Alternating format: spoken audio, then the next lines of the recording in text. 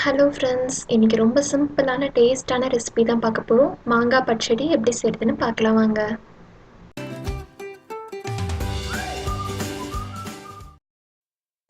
நான் இந்த 2 மாங்காய் தான் எடுத்திருக்கேன். ரொம்ப பழமாக இல்லாத மாதிரி பார்த்துக்கோங்க. மாங்காய் இந்த மாதிரி தோல் சீவிடலாம். தோல் சீவிட்டு நல்லா இந்த மாதிரி இதில் துருவிக்கோங்க. ஃபுல்லாக துருவி எடுத்துக்கோங்க. 2 மாங்காயும் நான் அப்படி துருவி எடுத்துக்கிறேன். ஒரு கடாயில் 1 டேபிள் ஸ்பூன் அளவுக்கு நல்லெண்ணெய் சேர்த்துக்கோங்க. நல்லெண்ணெய் சேர்த்தா இன்னும் நல்லா டேஸ்ட்டாக இருக்கும் இதுக்கு. இது எண்ணெய் காஞ்சதும் 1 டீஸ்பூன் கடுகு, 1/2 டீஸ்பூன் உடச்ச உளுத்தம் பருப்பு, அப்புறமா கொஞ்சம் கருவேப்பிலை. இதுக்கு பொரிஞ்சோன்னே நம்ம துருவி வச்சிருந்தது சேர்த்துடலாம். இது சும்மா ஃபியூ செகண்ட்ஸ் மட்டும் கலந்து விட்டுக்கோங்க, இல்லாட்டி அடி பிடிக்க ஆரம்பிச்சிரும். சும்மா அந்த சூடு வந்ததுக்கப்புறமா நம்ம இதில் தண்ணி ஊற்றிடலாம்.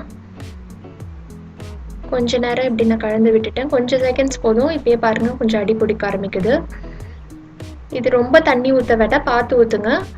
இது மூழ்கிற அளவுக்கு மட்டும் தண்ணி ஊற்றினா போதும். தண்ணி அளவு மட்டும் பார்த்து ஊற்றுங்க. நிறைய ஊற்றிட்டா அப்புறம் அது பச்சடி சரியாக வராது. இந்த அளவுக்கு நான் தண்ணி ஊற்றிட்டேன். இதுக்கப்புறம் நம்ம தூள்லாம் சேர்த்துடலாம். தேவையான அளவு உப்பு, கல்லுப்பு நான் 1 ஸ்பூன் கிட்ட சேர்க்குறேன். அப்புறம் 1/2 டீஸ்பூன் மஞ்சத்தூள், அப்புறம் தேவையான அளவு காரத்துக்கு சேர்த்துக்கோங்க. நான் 1 டீஸ்பூன் மிளகாத்தூள் சேர்க்குறேன்.